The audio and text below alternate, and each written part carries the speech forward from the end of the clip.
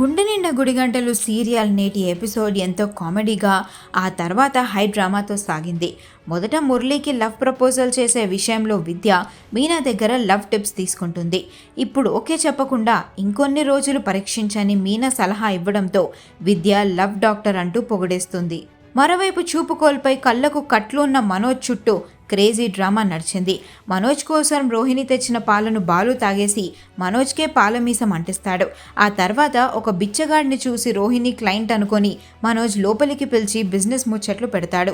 దీన్ని చూసిన ప్రభావతి బాలు మనోజ్పై మాస్ కౌంటర్లు వేస్తూ ఆ బిచ్చగాడిని తరిమేస్తారు.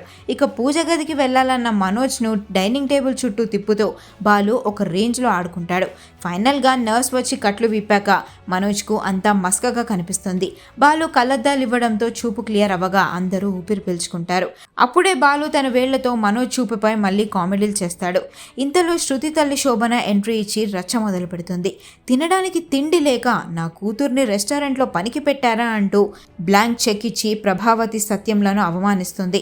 దానికి సపోర్ట్గా మాట్లాడిన రోహిణిని ఆపి పూలు అమ్ముకునే వాళ్లతో డ్రైవర్లతో నా కూతుర్ని పోల్చకు, నువ్వు చేసే మేకప్ పనికి డిగ్నిటీ ఉందంటూ మీనా బాలును శోభన తక్కువ చేసి మాట్లాడుతుంది.